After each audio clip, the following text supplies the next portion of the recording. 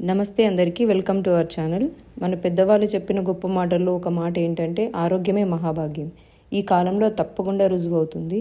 మా అమ్మ ఎప్పుడు కాల్ చేసినా ఫైనల్గా ఒక్క మాట అనేది, పాప ఆరోగ్యం జాగ్రత్త కాపాడుకో, తనెమ్మ డబ్బులు ఎప్పుడైనా సంపాదించుకోవచ్చమ్మా అనేది. ఈ ప్రజెంట్ జనరేషన్లో వర్క్ని, ఫ్యామిలీని రెండింటిని బ్యాలెన్స్ చేయలేక సతమతమవుతున్న వాళ్ళు చాలామంది ఉన్నారు. అలాగే తన మెంటల్ లైఫ్ను కూడా డిస్టర్బ్ చేసుకుంటున్నారు. అలాంటి వాళ్ళల్లో ఒక అమ్మాయి స్టోరీ ఇది.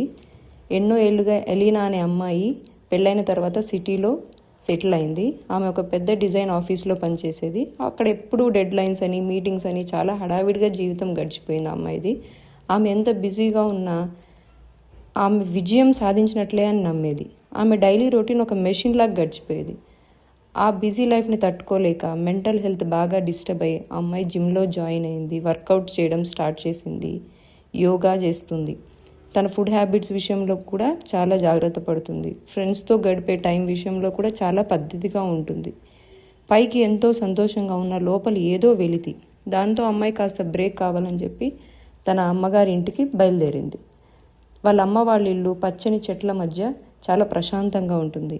అక్కడ ఆమె తల్లిదండ్రులు ఆమె కోసం బయట ఎదురు చూస్తూ ఉన్నారు. ఎలాంటి ఇంటర్నెట్ సిగ్నల్స్ లేని ఆ ప్లేస్లో తన అన్న అయిన రాజ్ తన పిల్లల్ని తీసుకొని పంట పొలాల మధ్య నడుస్తూ ఉంటే అతని మొహంలో ఉన్న ప్రశాంతతను చూసి ఎలీనా చాలా ఆశ్చర్యపడింది. నిజమైన గెలుపు ఆఫీస్లో మాత్రమే కాదు, జీవితాన్ని ఆస్వాదించడంలో కూడా ఉందని ఆమెకు అర్థమైంది. అలా ఒక కొండపైకి ఎక్కి విశాలమైన ప్రదేశంలో చల్ల గాలిని ఆస్వాదిస్తూ ఆమె మనసును తేలికపరుచుకుంది. వర్క్ని, ప్రశాంతతని బ్యాలెన్స్ చేయడమే నిజమైన లైఫ్ అని ఆమెకు అప్పుడు అర్థమైంది. తిరిగి సిటీకి వచ్చాక తన లైఫ్లో ఎన్నో మార్పులను చేసుకుంది. ఫోన్స్ పక్కన పెట్టి హస్బెండ్, పిల్లలతో టైం స్పెండ్ చేయడం స్టార్ట్ చేసింది. తన ఫుడ్ రొటీన్ కూడా చాలా మార్చేసింది. అలా మనస్ఫూర్తిగా జీవితాన్ని ఆస్వాదించడం ఆ అమ్మాయి స్టార్ట్ చేసింది. సో మనం కూడా ఒకటే నేర్చుకుందాం, మెంటల్గా హ్యాపీగా ఉందాం, ఫిజికల్గా కూడా హ్యాపీగా ఉందాం. Thank you everyone.